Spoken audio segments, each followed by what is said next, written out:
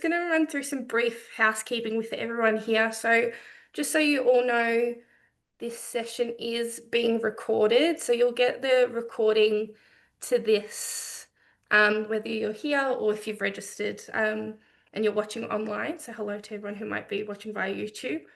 So the recording will come to you guys within a week of the presentation. The chat, as you guys know, and the Q&A is open. So if you've got any questions throughout the session for Nathaniel, please just pop them in there and we'll get to them. We've got some designated question and answer time right at the end for this. If we don't get to your question, I get a copy of them after the session and we'll be in touch. So either one of the team members will kind of pass along your question so that way you're not just stuck. So we will have an answer for you if we do run out of time. And with that, we've got a little bit of time left. So what I'm going to do now is pass over to Kate McGough. She is our head of primary publishing. She's going to introduce our speaker for you all, and then we're going to get kick-started. So thank you everyone for being here. Again, we're so grateful to have you guys all live with us. It's great. Yep. Hi, welcome everybody. Just reiterating what Susanna said, it's so terrific to see everyone joining. So I feel like you're all as excited about this session as we are here at Nelson's Engage. So hi everyone, thanks for joining us today. So I am thrilled to introduce Dr. Nathaniel Swain. Dr. Nathaniel Swain is a teacher, instructional coach and writer, and he's passionate about language, literacy and learning, and he's an advocate for effective and engaging teaching for all students. Nathaniel is a sought-after speaker on educational circuits, and he also has a best-selling book entitled Harnessing the Science of Learning, and he works with schools and organisations on classroom practice and school improvement. So on that note, I think we are about to tick over to 4, and I'm sure there's a lot to cover, so I'll hand over to you, and thank you, Dr. Nathaniel Swain. Thank you so much, Kate, and thank you, Susanna, as well, for moderating today. It's a real pleasure to be with you and to connect with so many teachers and educators across Australia and New Zealand. And if you're tuning in on the recording, I really hope this is helpful to your practice as well, and that you can share it with your colleagues as well. And so this is a topic that's very dear to my heart, and part of some big conversations that I've had with Kate at Nelson over the last few years, and I think one that's really important in this day and age as well. I've been known to get onto a prose high horse in the middle of webinars or sessions with schools. Today I actually get to stay on that high horse the entire session, so I hope that you'll enjoy the ride. We're going to talk a lot about the importance of prose reading in this really interesting age that we are in. So I've called this session Why Prose Reading Matters More Than Ever, and it's essentially a call to action to think about what students are reading and how they're spending their time in terms of their reading repertoire, in terms of their reading diet. I think the provocation that I have for you sort of dives into this conversation really deeply, but where we'll go after the provocation and after the discussion about some text selection choices that you have as teachers and potentially as parents as well. I'll encourage you to think about comprehension and just how important it is to ensure that our students have access to rich, meaningful texts that challenge them and then allow them to think about themselves and the world differently, because that is really what the power of reading can lead to, which is never something we should forget about. So my provocation for you is something like this. At least they're reading every day. At least they're reading something they love. So this is something that I hear a lot of parents say, and I'm a parent myself, and I've got 2 readers at home who are ages 5 and 7, and it's very common, I think, for my fellow parents or sometimes fellow teachers to say something like this. And I think there's a truism there because it is really hard to get students to focus on reading, and it's hard to get them to spend the time when there is a wealth of distraction and a wealth of other forms of ways of spending your time. So feeling like at least they're doing 10 or 15 minutes of reading anything can feel like a big win as a teacher or as a parent. And my challenge to you is to think, well, what if we said the same thing about eating? So at least they're eating every day, at least they're eating something that they love. I think if we sort of had this catch cry, if you like, about children's diet, then I think we would sort of have to think more deeply around what makes up a nourishing diet, and I guess the dangers of only having a certain kind of food group or only having ultra processed or ultra refined food, for example. And I know that as many parents and teachers who may be listening know that some kids are known for being picky eaters, we are actually in a world where we actually have picky readers who might not be used to having a range of reading choices that are actually sometimes good for you, but maybe not initially that enjoyable to begin with. We obviously want students to read things that they enjoy and love, but we also want them to read in a way that's going to challenge them and in a way that's going to help them to see the world differently. So I hope this provocation isn't too cheeky, and I also really want to invite you to reflect on your own teaching and other sort of choices as a reader, as a teacher, maybe as a someone who works with young people or has young people in your family as well. I'd be interested in your reflections or thoughts about this as well. So text selection is really a big focus of what we'll talk about in the first part of this webinar. And of course, it includes a huge variety of Australian literature that we should think deeply around what kinds of texts, books, different kinds of forms of genres that we want students to have exposure to, including things from our home, so around Australia, New Zealand, but also texts that are timeless, or the texts that are from other countries, to have that diversity of voices and authors and perspectives. So in terms of the range of texts that you could get your students to read, these are quite abundant. And I'm going to go through some of them now and then link it back to our discussion about prose. I didn't define it earlier, and I probably should, in case it's a term that's a little bit technical. Prose is defined as texts that have long stretches of sentences that have mainly led by the text and not necessarily by images. If there are images in a prose-based text, they would only be for illustrative purposes on the odd occasion, or as something that starts or ends a chapter, for example. So a prose is where students actually need to do all the heavy lifting by reading the meaning of the words, having the sentences add up to the meaning of the story or of the non-fiction piece that they're looking at, whereas other forms of text will interchange between visual, textual, and other sort of elements that might come in, knowing that we are in a world of multimodal text as well, including video and web pages and games, which are all still counted as text in that broad sort of definition. So the reason I want to talk about prose is because I think it's the kind of genre and the kind of text that we really need to pay attention to, and that is also the hardest to get students to fall in love with, if you like, if they're finding reading more challenging. What are the other forms of text? Let's have a little look. So nursery rhymes are a really important aspect of our repertoire, if we like, especially in the early years of schools. Nursery rhymes may be written down in books, but also might just be enjoyed and sung and acted out, and games played with, for example. These are really important because they do give many opportunities for students to engage with the rhythm and the playfulness of language. In that same way, fairy tales also give students access to timeless, classic sort of archetypes and character sort of heuristics that are really quite present in many other texts. So without introduction to these big fairy tales that make up the, for want of a better word, the canon, it really means that students may miss all of the allegories, the textual references, the connections in other texts that might play on these older narratives. So some of the main benefits is the literary history that we endow with our students when we give them access to fairy tales and nursery rhymes, the importance of the cultural significance of these and how they play out in many different conversations and references in songs and popular culture, for example.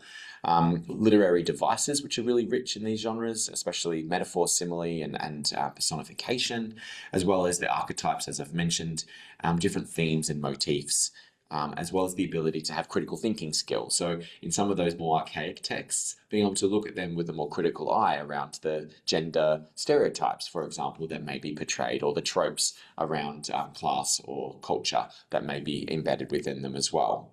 In general, it's also a window into the appreciation of literature in a really child-friendly sort of way. And another child-friendly way in which we can help students access meaning is through the good old picture books as well. And picture books are really vital for the first years of school, but also in the early childhood way, and actually have come into their own in the last few decades as a genre and as an art form in their own right. They may have been relegated in the past to being something that's not quite worthy, like a novel or other form of literature, like poetry would be. But we certainly have come to the stage where picture books do hold a very special place, and they should play a role in the reading diet that students are being read to with, as well as maybe exploring themselves. So some of the benefits is that they have rich language, much more complicated language than everyday oral language. They also have the opportunity to integrate aspects of visual literacy, storytelling skills, and narrative that develops really beautifully in these texts. The emotion development of characters, the cultural literacy around understanding how different aspects of our cultures, other people's cultures, are represented, and then the cultural knowledge, references, and opportunities for creativity. So picture books are often a springboard for students to write their own texts and to consider their own aspects. I'm going to pivot now because we might be thinking that we could make up our reading diet of all of these lovely texts and not necessarily choose anything trickier. But I want to have a look at this resource, Reading Reconsidered, which is really a call to action about the importance of rigorous reading. And it says here, a practical guide to rigorous literacy instruction. And this is a rigorous text in itself, one that does need a lot of heavy going from the reader, who would be educators usually. But they have this really important chapter, first of all, on text selection, which if you're going to read nothing else, read this chapter to try and understand some of the big ideas. Now, in this chapter, they talk about the fact that the canon, or the idea of an accepted tradition of text that must be studied by children or by students of literature, has declined and has changed over the years. In fact, part of the differences of opinion regarding culture and how to change up what's accepted as art and what's not, actually the canon, or the idea that we should have classic text, has been questioned and sort of is gone into a different mode, if you like. What they really say in this this book, Reading Reconsidered, so this is Doug Lemov and colleagues, is that it is important for students to have access to important texts, not just any text, but text that really says something important about society, about our history, and that challenge students to access interesting and really meaningful stories. So they talk about the decline of the canon, and then they look at different text attributes and the challenges of leveling systems, and how, although some leveling systems might say that a text is easy to read, because of the nature of its complexity, it's actually really hard. So for example, they look at To Kill a Mockingbird as an example, which has a very sort of easy sort of level on some of those leveling systems that are common in the US, such as Lexile rankings, but actually has quite a lot of imagery and quite a lot of complexity, even though the language is relatively simple. That makes it quite a difficult text that you wouldn't want to teach too early. They also talk about this thing, which you might have heard of, you might not have, called the 5 plagues of the developing reader. And it's a bit dramatic. They've called it plagues to make it sound a bit biblical in its idea, but it's 5 aspects of texts that we should consider to give students the opportunity to learn how to handle difficult, challenging literature. And this is something that we should consider as well. So the 5 plagues, as they're talked about in this text, are things like archaic language, the idea of non-linear time sequences, so where the story actually changes time and goes back in time or back and forth between different periods, which is harder to understand but also really important as a device. They talk about narrator complexity, whether they're unreliable or there's multiple narrators that have different versions of the story as they unfold, and the reader has to tease apart what's true and what's perspective. There's complexity of story, where there's just a lot going on, and also resistant text that's just summarize a text that's quite dense or quite difficult. And in this day and age, it's quite an interesting thing to talk about, because often we frame up getting students to read as trying to make it easy, trying to make it smooth, trying to make it seamless for students. And while this might be an initial concern when we're first getting students to learn how to read, say in the early years of phonics and decodables and so on, read alouds that help them get excited about books, essentially we want to give students access to important texts and texts that do have challenging aspects to it. And this this system of thinking about the different kinds of complexity, or the 5 plagues of challenging texts, is a really important lens that no one should be ignoring, I don't think, at this point. So this is a little guide. It's going to be hyperlinked in the slides for you that takes you to an example reading spine of some novels that you might consider in the upper years of primary, the early years of secondary, to really try and find some of those texts that are challenging, that meet some of these different aspects. But let's look at novels now, and why novels as a form of prose text have particular benefits. So novels have more complex sentence structures, more interesting, less frequent vocabulary that's harder to find in everyday language, and also more complex narrative structures as well. So rather than a simple story structure, they actually may have multiple episodes that intertwine and interweave, multiple storylines and plots that come together in different ways, and are therefore harder to understand, but also more enriching. Novels also have the opportunity to analyze characters, plot, setting, and themes in great detail. They often have multiple sets of characters, multiple sets of storylines, settings that interact and interweave, and allow students to make connections between the text and their own experiences. They have diverse perspectives. Obviously, every novel that you choose has pros and cons for what it covers and what it doesn't. That's why having a range of rich text is really important. And a provision of long-form reading experiences to analyze language and themes in greater depth. Now, this last point is the one that I really want to labour on, as I am on my prose high horse this afternoon, is that long-form reading experiences is not something that the children of today, even the young adults, may be used to doing. We are in a world of scrolling, of instant gratification, of notifications, of being distracted or fragmented in our attention. And if you haven't looked at the work of Jonathan Haidt in this view, where he's talked about this from the perspective of students' mental health as well as their use of technology, that's something I really want you to consider. And so that's Jonathan Haidt, who's the author of The Anxious Generation, if you haven't heard of that particular text. But this long-form reading experience is really what we want students to be able to do. They might not elect to do long-form reading as a daily occurrence, but we want them to be able to, and we want them to be drawn to texts that do challenge them, rather than texts that just give them pleasure, or texts that just automatically open themselves up and are automatically easily reachable or decipherable. Now, this is a hard argument in this day and age where we're just trying desperately to get students to read. But this is me as the literary dietitian saying that we need students to have more proteins, we need them to have more grains, we need them to have antioxidants and things that are really good for them. That might not be the first thing they want to grab, and might not be the easiest thing to get in their daily experience. It's not the fast food or the ultra-processed, high sugar content, high fat content, for example.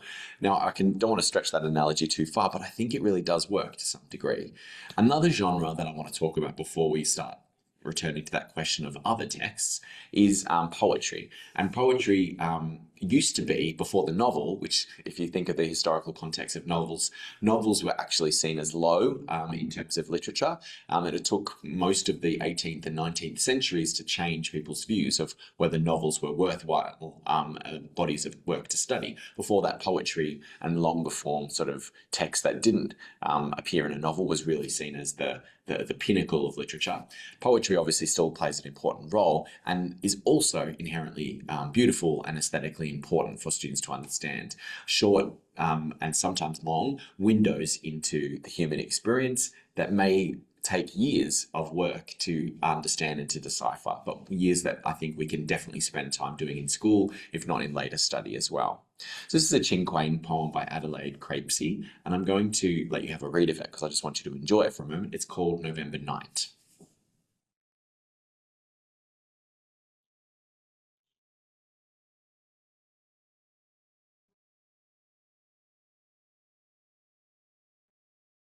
So this is a Cinquain, so it's deliberately very short. It has a syllable structure which is unique to this genre of poetry.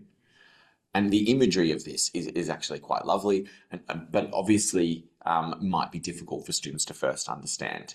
If our goal is always for students to enjoy, or it's always for them to understand easily, then you can see how poetry might get dropped off our list of important things for students to spend time comprehending, writing about, responding to, reading, for example.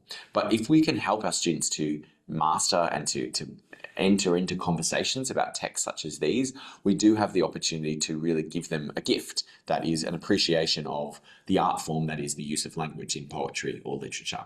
So some other example types are haikus, limericks, sonnets, obviously, and the benefits I have for you just listed here is that they do give students a way of using language that is highly creative, but also usually quite short compared to a long form novel or getting them to write an epic series.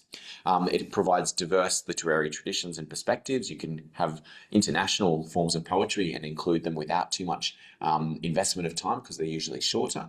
And it is an opportunity to improve oral communication skills when students are encouraged to read, recite, and perform poems aloud, which is something really wonderful afforded by this genre.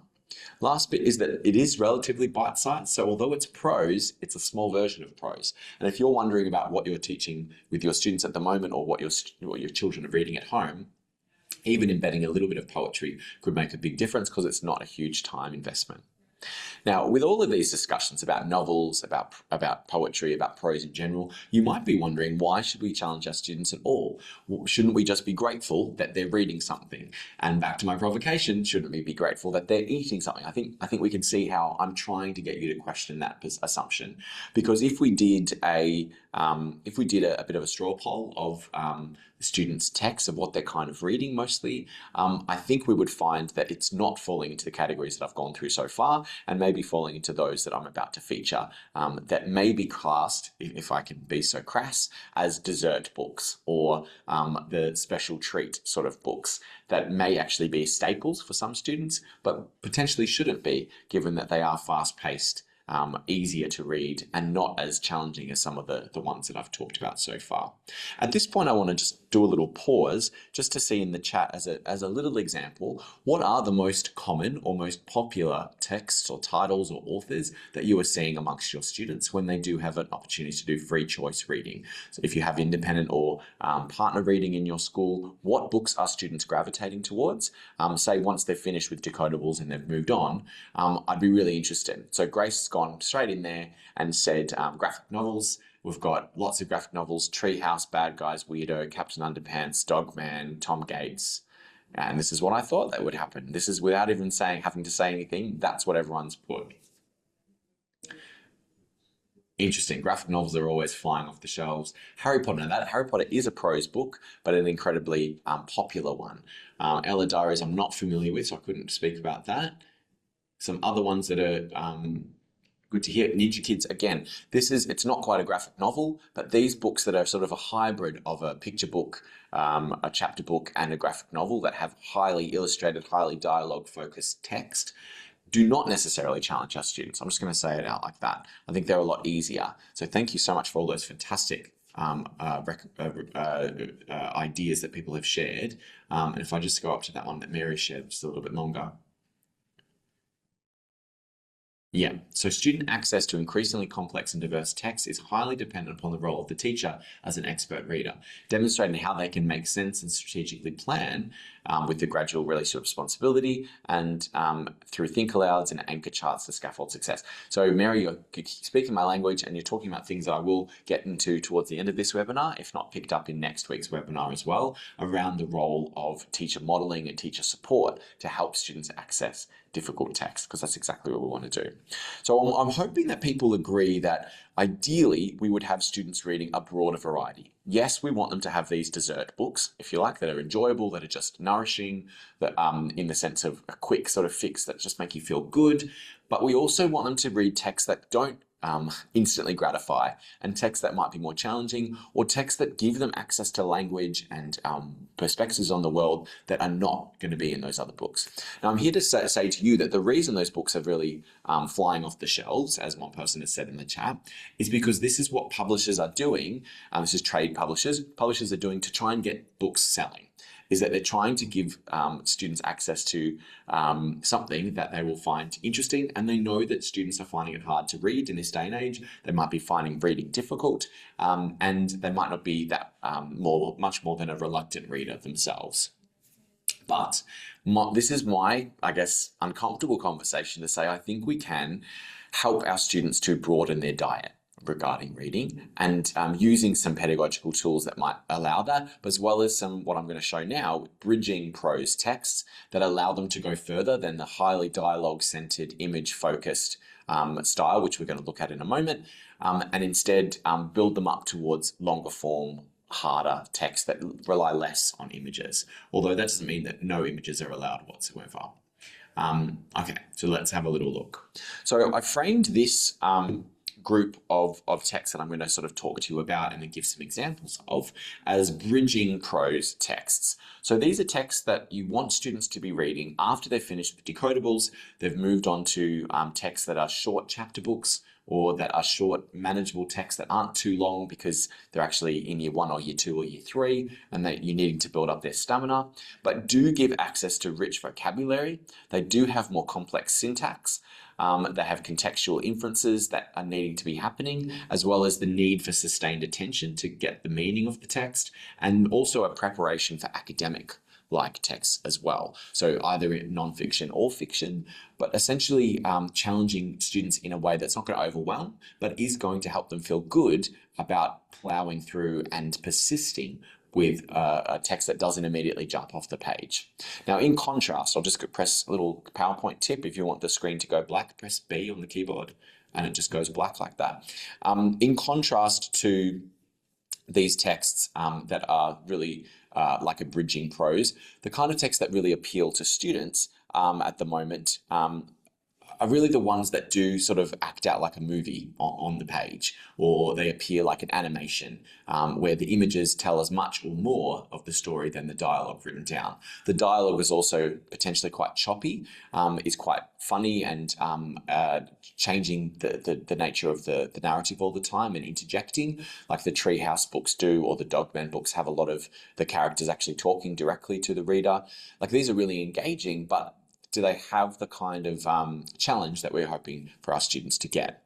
So these bridging prose texts, as some that I'm going to show you some examples of now, I think are somewhat of an answer, of a way of getting students interested in the vegetables and proteins of their reading diet, but not in a way that just puts them off the process altogether.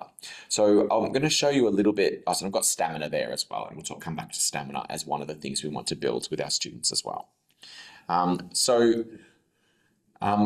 This is some examples, and this does come from the Nelson Nova Star series. And I think what this series aims to do is to bridge some of the gaps between students who aren't quite ready for reading a whole novel, or aren't quite ready for reading an entire non-fiction text that is quite complex for their age level, and are hoping that they can enjoy texts that are manageable, but that do challenge and that build stamina. So these get more complex over time. You can see it's aimed at years 3 to 6, but if you have advanced readers in your class, like my son is reading a bit higher than he's starting year 2 next year, he started to read some of these Nova Star sort of texts, and these have helped him to get that balance right between not too many pages so it feels overwhelming, but also not just really quick, easy pages like he's really into the bad guys and Dogman and things like that as well. And I do have those books, but they are dessert books. They're not the staples of his reading diet. And you can imagine what it's like to be a child of mine. But I do want him to enjoy books as much as possible. Susanna has put a little link in there as well to what this series is. I'm just going to show a little excerpt or two from this. So Nova Star is essentially helping you to explore the explicit instruction of things like language comprehension, integrating of background knowledge, vocabulary and comprehension strategies, things that we will talk towards the end of this webinar and the start of next one. And these can be used across middle and upper primary, and usually aimed at that 8 to 10 years, as you can see, but also some aimed 10 to 12. What I love about bridging prose text, which is this genre of text that I'm wanting to talk to you about today, Nova Star's a group of them like this, is that they ensure that the language is interesting, the content is enriching, but that it's not highly led by the images as the substitute for student comprehending. So to show just a little example, we're looking at this section of mythical and mysterious creatures, a text that I haven't been able to see in person just yet, but I've been enjoying the previews of, which give very rich access to knowledge in engaging interesting topics and conversations, but that are essentially still prose led. They have great illustrations, but the prose is what brings the meaning to life.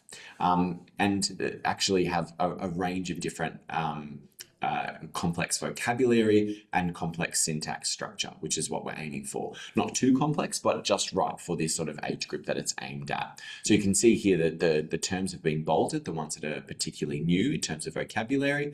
We've also got a bit of historical context regarding medieval Europe. One of my favorite topics is Mesopotamia, but also ancient India, Greece, and Europe, and the connection to the everyday as well, which is really nice. What I like about these texts is that they don't seem overwhelming, but they also don't see reading as an activity of just turn and flick, which, depending on how students are using their non-prose texts, so more graphic or image-led texts, is that it may be a searching and looking activity rather than a deep reading activity. And I think that is something that I hopefully see these roles of bridging prose text can play in that helping students really still read for meaning, not just read for pure sort of endorphins and sugar hit equivalents in terms of how the illustrations are working.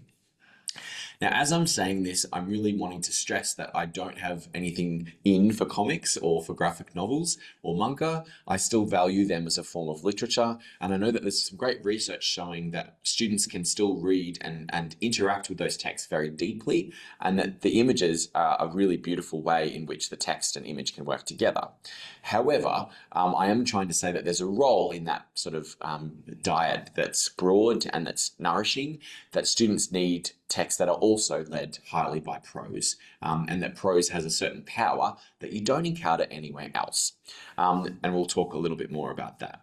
One of the reasons is because the language that's within prose is completely different to the language in everyday conversation, and the dialogue that we might speak with in chats or explanations in a form like this are not the same as what we see in that unique form, which is prose level text, whether it's poetry, novels, or short chapter prose books like we're looking at.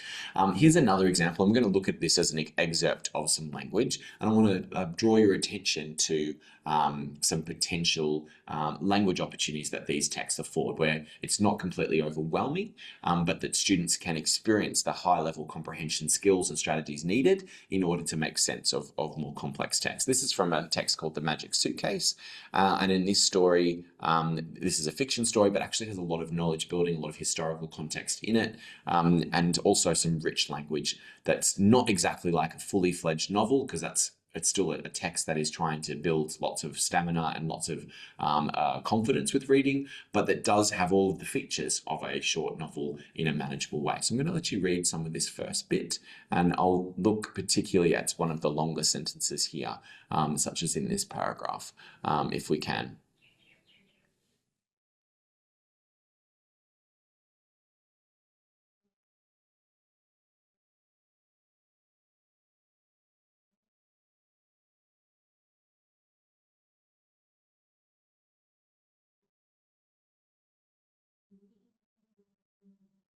So looking at this little excerpt here, Great Granny always left the door unlocked when she knew Mum, Zoe and Austin were coming, because she was usually in the back garden, tending to her roses. She loved being outside, she always said. So this stretch of text, given that there's nothing else on the page, requires students to build that mental image of what the text is saying. It's talking about what usually happens, but then actually is building an opportunity to then go much deeper into what does happen in this particular instance. So this is something that if you just had the image of this and had a graphic or an illustration-led version of this particular story, that students would just be able to see the mental image rather than having to conjure it for themselves. Now, this isn't the same as some of the novels that you might want to feature in your reading spine of text that you cover throughout the year, but this is a book that is an opportunity for students to read independently, for them to apply the kinds of comprehension strategies that they've been learning, as well as connecting things like the vocabulary and the background knowledge, things like the historical context. text, and so on. So what I love about this is that this is the perfect, this is also a Nova Star book in the same series. So there's quite a number of titles in this series. They're quite short, sometimes I'll get the numbers wrong probably, but someone will help me, somewhere between 24 pages, sometimes a little bit shorter, all the way up to 64 or something like that. I don't never know the 8 times sort of illustrations and things included, but quite relatively short, but sometimes a bit longer text that allows students to go through and practice their reading abilities on longer form prose that isn't a fully fledged novel per se. And I think these have a really important role in helping students to navigate the reading process, to help them also work on their ability to conjure up the imagery, to create the inferences that aren't possible necessarily with comics. And I think this is really quite an important aspect to the reading diet that I think is missing in some of our reading programs, or in some of the ways in which we do independent reading in our classrooms. So let's look at comics and graphic novels, anime, manga. I've just grouped them together. I know that they all have various differences and different historical and cultural traditions, but we'll look at just a few. Some of the ones that I think are really worth studying, I've sort of collected from different places, including Bone by Jeff Smith, Smile by, I don't know how to pronounce her last name, I'm going to try and do it. This is an autographical graphic novel, which is following author's experience with dental drama in her preteen years, so something that's really relatable for an upper primary audience. Amulet, which is a Japanese one, and another Japanese one, Yotsuba, and so on. And so these particular series or individual graphic novels are really compelling, are also great examples of really powerful versions of this genre that's age appropriate for a primary school audience. And they have many benefits looking at these particular aspects. So they're very engaging. They have lots of visual and textual elements that you can analyze and learn how visual literacy works. There's critical thinking by challenging students to analyze and interpret the meaning behind the images and the dialogue. There's the opportunity to foster creativity and imagination by exposing them to different kinds of art and narrative structures, and exploring how visual storytelling can convey meaning and influence interpretation. So there's all these benefits, and I think I don't want to sort of go anywhere further without saying how beneficial these kinds of texts can be. I just do think that they are incredibly engaging and incredibly appealing, and these alongside the trade books that have appeared in a similar kind of style, like your Treehouse, your Dogman, your Bad Guys, and the other equivalents, is that these books also have some caveats. So I'll just look at the caveats now, and these do come from some research that I've started to summarize and that you can sort of explore in some of the links below. And that isn't completely clear-cut because there's pros and cons for all kinds of text types, but some of these caveats are worth noting, especially if this is predominantly what students are reading whenever they're doing free choice reading. So the caveats are that the syntax and the sentence structures do tend to be simpler because it's mainly dialogue, because it might be short descriptions or sound effects, and the most of the action is depicted with the visuals. That this does mean that the syntax, the vocabulary can be somewhat different, and what's called reduced linguistic density. So fewer words per page, somewhat easier to manage if you're having trouble reading them. And I think this is really, really important to consider, that if they're finding it easy all the time, it's a big ask when you then grab a novel out for the first time or a long stretch of non-fiction text. Visual dependency is also a potential challenge here. So you can essentially bypass decoding or the need to infer meaning without processing the text deeply, because the visuals do carry so much of it and the text support the visuals in that way. Now, sometimes authors and illustrators do very clever things where the text actually contrasts with the visuals, and this creates a dissonance which is really interesting comprehension-wise, but usually the text is carried by the visuals, which means that if students are less confident and wouldn't be able to read the equivalent in prose, they sort of get a false sense of security that, reading should always feel easy, when in fact sometimes it's not so easy. There's also potentially less inferences because, as I said, the imagery is often there, and the inferences that would have to occur with prose text don't necessarily have to occur because they could be made through reading the nonverbal communication or the action that's depicted. It's also potentially, not going to say definitively, but it's potentially associated with more shallow reading habits. So reading for shorter periods or shorter bursts, quickly scanning rather than reading deeply, and aligning to what might be seen as a short, quick fix in reading habits rather than really allowing yourself to go deep into a book.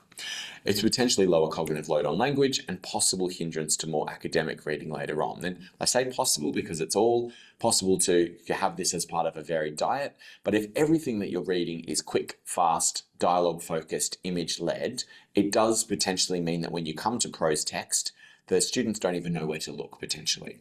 And then here I've sort of been saying this already, so a little bit of duplication on this slide, but the idea of instant visual gratification can mean that the quick visual payoff may make long-form reading seem laborious or unrewarding, which is exactly the opposite of what we want it to seem. And now I don't want to take that analogy of the food sort of too much, but it's when students who are on a predominantly beige diet then have to actually chew something more energetically, or have to work through something with interesting or difficult textures or an acquired taste, that it may seem not worth it, and that they just want to go back to things that they know, things that feel good, and things that give them a quick sugar sort of fat fix. So my quick key message for this half of the webinar, and I know that we are getting close to that sort of point where I consider where we're up to in time. We'll be leaving about 5 minutes left for questions, and there's some great comments coming through in the chat, and I'm interested in more of those. Here, the key message is that the text should really drive the rigor and not just the attempt to build and embed strategies.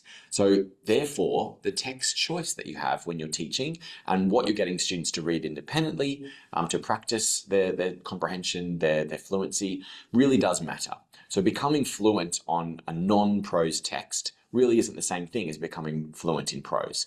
Learning to comprehend and to decipher meaning from prose is not really the same. It's a qualitatively and quantitatively different thing to learning to make meaning from a highly visually sort of dense text.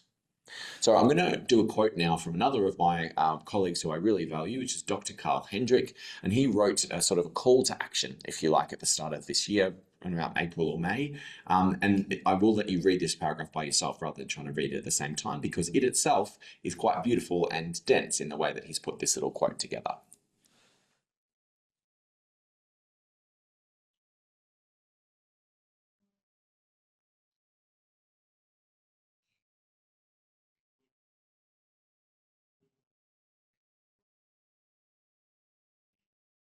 And if you need to, take the time to reread, because there's a lot going on there in this little paragraph.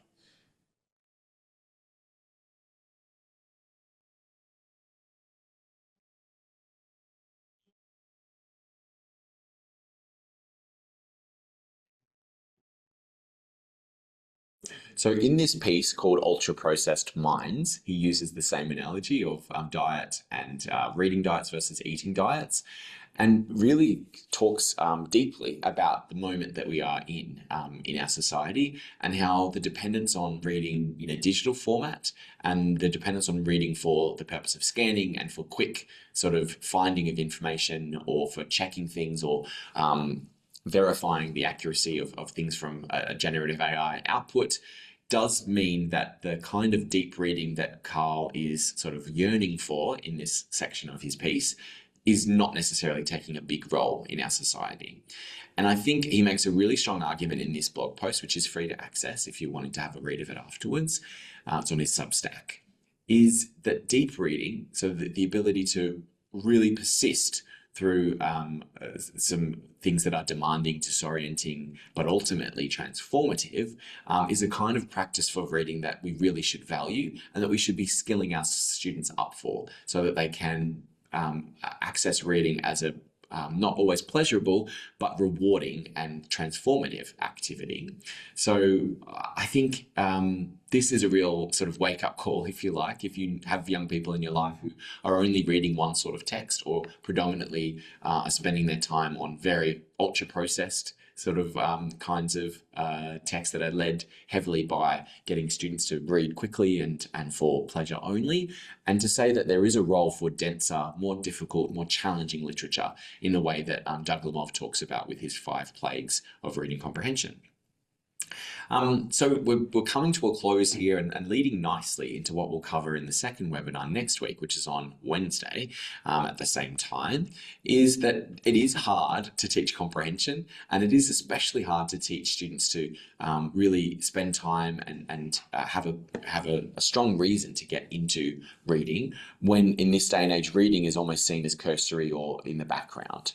Some of the trouble with comprehension that I want to share with you here is almost like the context that should be thought about in the work that you're doing. It's not an easy thing to get students to deeply comprehend challenging text. So it is tempting to make the text easier or to make our expectations a little bit lower so that we don't make an impossible task.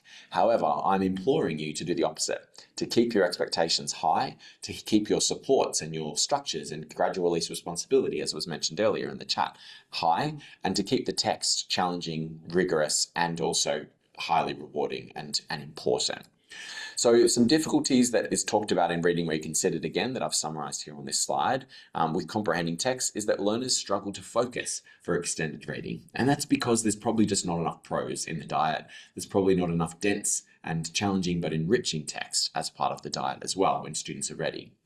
Learners are not used to reading prose text, which is why my call to action on my prose high horse is hopefully paying off, is that we need ways of bridging students from where they are now to where we want them to be in terms of if they want to read a text that is more impenetrable or is harder, then they could because they've got strategies, they've got ways in which they can build up their stamina.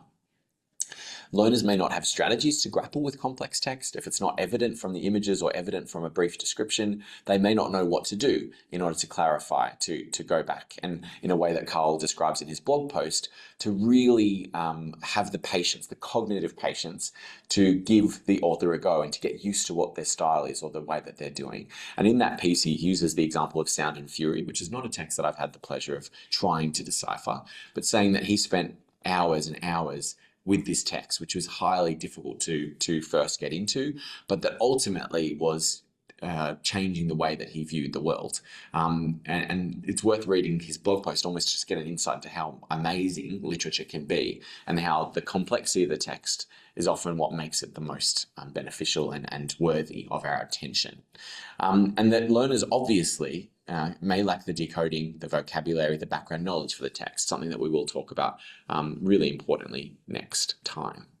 So it's not an easy thing, and I'm hoping that this start of a conversation has given us some opportunities to sort of think about what their solution might be. But my call to action to you is that we should be thinking about the benefits of prose and that prose needs to have its place. And that if we are going to spend time doing independent reading with our students, that it should be on the kinds of texts that don't just give them instant gratification or pleasure, but that actually challenge them. So my side message rather than a key message, just to remind ourselves of why we're here and why we really value this kind of work is all the precursors that lead to this point obviously are just as important. So there's no real comprehension strategy powerful enough to compensate for the fact that you can't read the words. And this is, of course, an Anita Archerism. She said back in 2008, reminding us that, of course, that work in decoding, the importance of decodables, which Nelson does have a range of decodables that we may be able to get a link to in the chat as well if you're interested to see if there's texts or titles there that might be helpful for your balance of diet for your students. Obviously, once students are finished with decodables, though, that there is sometimes a gap. And bridging that gap, I think, should be a prose-led solution rather than a quick fix visual-led solution. Students will find their way to dessert or to fast food somehow. They don't need a real entry point or introduction to that. It'll find their way into their reading diet, I would say. It's all around us. It's what the trade publishers are trying to push because it's the thing that sells the best. However, we really should be trying to bridge that gap and giving students opportunities to go further. Yes, so Grace has just asked for a link to a good prose text for year 1 and the decodables, please. So I don't know if there's some prose that has been used as much in the Nova Star for year 1. I think it starts at year 3. However, if I go back, just Grace, to make that connection for you, some aspects of prose that might be read to students when they're first learning how to read, brings you back to sort of these texts here. So in many ways, I think comprehension of prose before students can independently read extended texts that are not just decodables should actually be read aloud. And reading aloud prose text is one of the best things that you can do. Not just nursery rhymes, but prose that may be ticking off some of these fairy tales, postmodern fairy tales, sort of short stories, or cultural sort of tales, narratives, dreamtime stories, and the like. So if students aren't reading prose to begin with because they can't decode it just yet, they should be read aloud, that kind of text. And that's the beautiful thing. So this resource here, which is a little excerpt of The Princess and the Frog, which is a fairy tale you might be familiar with. This has been adapted from a free resource called Core Knowledge. And Core Knowledge has these kinds of read aloud texts that you can read with your students, which are really well placed and are well organized for students to get access to prose in a read aloud format, and to ensure that they're still training that reading comprehension, even if their decoding is not at that level yet. So that's really something important to say with this side/key message that we're sort of rounding out on, is that it's vital that students are not thrown into the prose deep end without the guardrails of strong decoding, strong fluency, which is why I think everyone is talking about decodables a lot, but that we don't want to just go straight from decodables to ultra-processed, highly accessible, high endorphin, dessert style books, if you like. I think there is an opportunity to bridge from this point to those kinds of bridging prose texts that might help us build more stamina, have more richer vocabulary, complex syntax, and allow students to use more contextual inferences, sustained attention, and the like. So as a little preview of what we might be talking about next time, I want to remind people that texts are also not just something for independent reading, but something that allows you to work on important aspects of the reading rope. And if you haven't seen the reading rope before, this will be the last sort of model that I introduce that we'll pick up again next time, where essentially many strands are woven into skilled reading, which is where we want students to get to. So skilled reading being the fluent execution and comprehension, so coordination of language comprehension and word recognition, and it's made up of many different strands. So the first one is that decoding, the phonologic awareness, the sight recognition, that sort of aspect of instant recognition of familiar words. That's that sort of word recognition sort of group. And then the strands around language comprehension are things like background knowledge, which we'll look at intimately next time, vocabulary, language structures, including syntax, which we've mentioned, verbal reasoning, and literacy knowledge.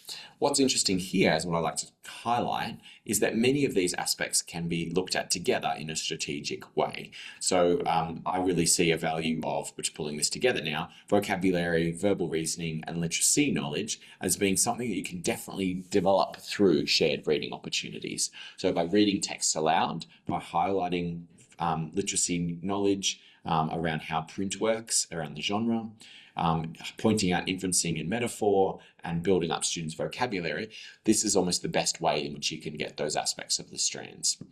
So the text sort of opportunities that we'll talk about next time when we look at the role of knowledge in this really do show how the shared reading opportunities with your students, read aloud and read with, are really, really important for this. My last thing I'm going to leave you with is just my call to action that we shouldn't just be getting students to go through the motions of reading texts. I've already made the case that we want students to read important, challenging texts, but to get them to do that, we actually need to help them to grapple with text. Not just try and get the words right and then answer a quick question, but actually have the opportunity to reason with it, to grapple in the sense that we're trying to get a sort of a wrestle between the author and the reader, especially when it's not easily accessible. And we'll come back to this list next time, but this is what I'll leave you with, is these key things that I talk to schools about regarding grappling with text and how we can facilitate that. So teachers can facilitate students grappling with text by doing the following things: guiding discussion and shared analysis of the text as a group. So this is where shared reading and then shared breakdown of the text as a whole class can be so powerful. Providing relevant vocabulary and background knowledge to allow them to access the text meaning. So if it is a context or a historical period that is unfamiliar, or a part of the world that students might not know about, then giving them access to that knowledge of what that world entails and what's it about is really, really important. Modeling strategies to make sense of the text, including comprehension strategies, and ensuring that we always actively check comprehension is something we should model and read aloud with students so that they can do the same sorts of things. Things that you don't necessarily do when you're just doing a quick read aloud of a picture book or a quick read aloud of a comic, for example, because the checking comprehension may not be necessary as the inferencing actually happens visually rather than with just the text. Also providing additional ways of engaging with the content in the text. So looking at things like videos, excursions, non-fiction that supports fiction or fiction that supports non-fiction, those kinds of experiences with a view to then return to the text with increased understanding. And then finally, breaking down complex bits of the text, so doing a close read, and then eventually building students' ability to follow this whole process independently. So we'll come back to this list later on, but this is essentially where this list only works if we've chosen texts that are worthy of our attention, texts that are challenging, and texts that are heavily prose-led, essentially, because this is a linguistic-based activity. I really am looking forward to getting into that more. We've got a good amount of time for some questions and some discussion points, and if they don't come through on the chat, although I hope that they do, I'm sure that the Nelson team might have some questions of their own as well. Let me just leave you with this little return to our provocation. I hope we can see that we can move past this idea of reading anything is good because at least they're reading every day, or reading something because at least they're reading something that they love. I'm hoping that we can counteract that common view that I hear parents and teachers say, because it is more than just reading something. And so for beyond reading something, I implore you to do the following things. Try and track what your students are reading. Try and make note of it. Do a little poll to see what kinds of text each students are reading each day. Is it the same every day? Do they vary it? Are they always on the same kind of text? How many are on that kind of text? If they're reluctant readers, is there ways that you can use some bridging prose text to get them there? If they're competent readers, can you encourage them to move to novels, to move to longer form non-fiction, for example, that isn't as sort of dessert-like in its nature? Discuss with students and parents the importance of texts that nourish, that enrich, and that challenge. And that's saying that this conversation, I think, really does need to happen, because all of the forces, including technological, societal, cultural, social, all of them are pushing students to read less and to read for quicker, faster engagement and quick fixes. And I think we need to counteract that with the work that we do in schools and the education that we do with our students and our parents at home. And finally, use texts that bridge the gap. So bridging prose text that helps students to build stamina and to build up their skills for longer prose texts eventually, like your novels and your sort of harder, more challenging non-fiction texts. And I hope that this is not an unreasonable sort of call to action that I've asked you to do. And I want to thank the organisers at Nelson as well for the opportunity to speak to you. 2 or 3 little plugs, and then I'll open up to questions. Here's my first one. A little podcast where we talk about these kinds of things with an English teacher who's in the secondary space, Rebecca Birch. I have a Chalk Dust podcast where we talk about all these great things. And I hope that these classroom examples that we feature might be helpful for your work. I also have a platform for schools to engage in bite-sized versions of my PL that I do with schools. I go out to schools and work with them quite frequently. I do model lessons and also spend time with staff PD, for example, PD days and after school. But this is a platform that you can use to access my kind of way of talking about the literacy work or numeracy work or whole school instruction improvement work that I do in bite-sized forms. And this might be something that helps complement the work that you're doing. And finally, in terms of a little summary slide, I'm really, really excited to hear from you, to hear about the work that you're doing, and to bring sort of together, any ideas and thoughts that you have. Often I write in my blog here, the Cognitorium, about student or teacher questions that I get, and it gives me an opportunity to respond to your questions, but in a way that helps everyone. So if you ever want to get in contact, this is another way that you can reach me. You can also have a little read of that little text that was mentioned very kindly at the start. And I will flag that in addition to this session, we've also got this second session, webinar 2, How Knowledge Powers Comprehension and Reading Success. So I hope that you can join us next week for that, where we'll continue this discussion further and talk about what you can do in the classroom to ensure that what you're teaching really does reflect that research on how comprehension happens and how we can best make it occur. But now to open up for questions with about 5 minutes to go, which is exactly what we were aiming for. Susanna, feel free to hit me with anything first and I'll respond as best I can. Awesome. There's a fair few, so hopefully I'm going to read fast for us all. Samantha in the Q&A actually asked, and I'm not familiar with these books, but would the Aussie Nibbles plus Bites be similar bridging texts beyond Dogman and etc.? Yeah, so good thing about Aussie Nibbles or Aussie Bites, they're an older sort of set that are out there and probably still in your cupboards if you've had them from the 2000s, is that they do have predominantly prose and they do have some illustrations, but they're not illustration-led books. So I think those examples are really good. They're also in that same bank of books like the Nova Star that we've featured today that help bridge the gap between those confident decoders that have finished the decodables but aren't quite ready to jump onto a full novel or a full chapter book, for example. So I think that's a perfect example. And there's some trade books that are out there that do this genre really well and that aren't heavily illustration led. It's just about being discerning in what you sort of choose and what your librarian or what you as the teacher start to choose. And this is for your students reading as well as if you've got your own kids, think about what they're reading as well. Cool. Jordan's asked, do you have a list or have a list to suggest good prose books for years 3 to 6? Great question. Obviously, I've featured the ones from Nelson today, and I'd encourage you to have a look at those ones to begin with. I also have had in the works, and this might be the perfect impetus for me to do it, a blog post with a colleague of mine, Sam Charlton, who has created like a bit of a master list, if you like, of different trade books that might be helpful in that regard. If I really need the nudge, I think this is the perfect one where I can write up a bit of a blog post version of this webinar that we've done, including that discussion of choices that you have, both in the educational publishers like Nelson, as well as some of the trade options that you've got as well. And that is probably an answer to Grace's question as well, because she has asked, I'd love to know some bridging prose book examples, please. And this is actually what brought this session on, is that I was out speaking to people like Kate from Nelson and other publishers and other teachers being like, my son's finished with decodables, what do I do? Because he's not ready for full novels, or, we tried some Roald Dahl and we tried some Enid Blyton and things like that, and they're just that little bit too much or a little bit too long, or great for a read aloud or a shared read, but not quite for independent reading. And those bridging prose texts, I think, is where we're missing that chance to say, well, prose is important, prose is valuable, prose is rewarding, but it's not instant gratification. And we need a bridge to get you to, say, a full range of repertoire. I can see the questions are coming thick and fast. I'm going to do quicker answers now. That's probably a good segue. So the next question is, when should students be introduced to prose text for independent reading specifically?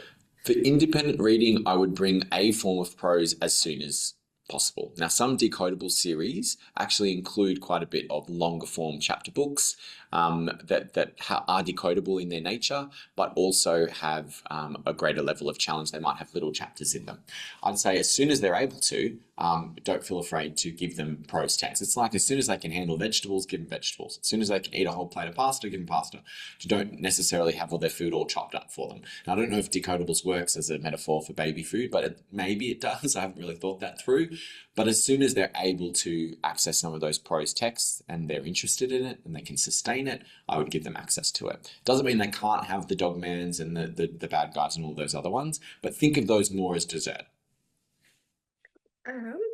Should we be giving just decodable readers for the first 2 years, or should they be mixed with some authentic text readers as well? So in the first few years when they're first learning to read, decodables are important because they help prevent that guessing that might occur, or the strategies that get them away from looking at the text and sort of looking at the image for support to get the words right. There is a range of decodables out there. We've got some links to the ones from Nelson here, for example, in this session. So I would definitely look at those. That being said, when you're reading to students, you should use the full range of things. So I've seen decodables used sometimes for a read aloud or a shared read. I don't usually do that in my own practice. In my own classroom, it was always whenever I was reading aloud, we were reading children's picture books, poetry, nursery rhymes, fairy tales, even starting to do short novels and things with kids in the early years. So the read aloud should always be prose. Now we have hit 5 o'clock, but are we happy to keep going? There's only a fair few questions Yeah, I'm happy to. left. And Yeah, if if other everyone people, is happy yeah. to hang on, but this will be recorded, so if you do need to jump off, please feel free. And for everyone who does need to leave, thank you so much for joining us tonight. Lee has got quite a long question, so bear with me as I read this one aloud. She's asked, when I'm checking for understanding after a close read, analysis, and guided turn and talk, there are those students who still struggle to both verbalize and write answers in relation to questions. What would your general advice be for these types of students, or is it still beneficial on a broader scale to expose these students to this deeper type of thinking? Okay. So this will be definitely something we pick up in the next session where we look at the ways in which you can help get those challenging texts be more accessible or to help students to access that meaning, even if it is not possible by themselves. I would say that it's always a bit of a game of seeing where the breakdown is, which is where I like really frequent questioning. So after you've read a segment, pausing and asking questions that allow students to check their understanding, and then building up towards another check for understanding that might be on a whiteboard or a written response. Essentially, if you have more information as you go in, you've got a better idea of whether they've got that schema being built, whether they're understanding the text and the world that's there, or whether we've missed a key word or a key concept. So I'd say my answer to that is dependent on where students have started to break down in that process, and we'll definitely pick up on that next week. Perfect. Mary has also asked, I'm providing relevant vocab to support students access complex text. Johan makes a good point in his recent text, leveled lives, that we should only select vocab that isn't already supported by the context. Sorry. Context, yeah, yep. Gosh, I was going to say it's a bit late for me too. I can't even speak at this point. So students are doing the muscle work where possible. So that's a great comment. Isabel, you've asked where can we access this master list blog post in, I can answer that one. In our follow-up emails, we'll add a link to Dr. Nathaniel's blog. So that way, when that does go up, you've got access. Yes, and I will. That gives me a really good reason to follow up and Yeah. finalize that blog post. So thanks I for was the going to say, so deadline. you've got access to that one and the others. And then, And you can join the newsletter there as well, like on this little link here. This takes you to just sign up to the website, which is the same Cognitorium blog. So you'd be sent, as soon as that post is out, you'd be sent a copy of it essentially. So that's a quick way to do it in case you don't want to keep checking. and then one real quick final question. Are there decodable Prose series books from Geraldine? Yeah, so I think I'll include some more of those in that blog post as well, because my colleague Sam Charlton, who's at Templestowe Heights, has done a huge amount of that work and has taught primary years literacy from, I think, early years all the way to the end, and has created a bit of a master list. And we think it should have a big audience. So I've convinced her that I think we should write a piece about it and share it. So we'll definitely share that. Off the top of my head, some of the ones my son is really enjoying. So thinking from a 7-year-old boy, 8-year-old boy sort of perspective, he's really enjoying things like Boy versus Beast or Beast Quest. He's also had a great time with Zach Power, for example, which is a nice bridging one, not incredibly complicated, but still some nice language, nice concepts. He's also enjoyed some of the non-fiction chapter books in, say, what's the Usborne series. So there's the non-fiction chapter books that Usborne has got. They've got a beginner series that's just off the top of my head really enjoyable, and they're a nice class set that you could sort of look at as well. But do look at Nova Star, because my son's reading Nova Star at the moment, and he's saying I need more of these. So he's really enjoying the accessibility of them and how they do get slightly harder as he goes through. So they're definitely worth looking at, and because he's a really fussy reader, so to speak. He used to be a fussy eater as well, so there's a bit of a theme, but he's really enjoying reading now, which is good.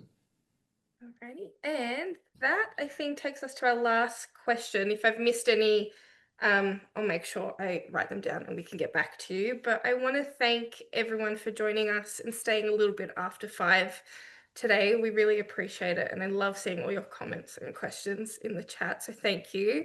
And a huge thank you to Dr. Nathaniel for taking us through what was a great and informative session, so we really appreciate it. And I have popped so many links in the chat, so I will say the one to find is probably the webinar link for next week. So we really hope that you guys can all join us then next Wednesday. But yeah, we will see you all hopefully then. I hope everyone has a lovely evening, and we're going to all finish up now. So thank you, everyone, and have a lovely rest of your day. Or night, I should say, at this point. See you, everyone. Thank you.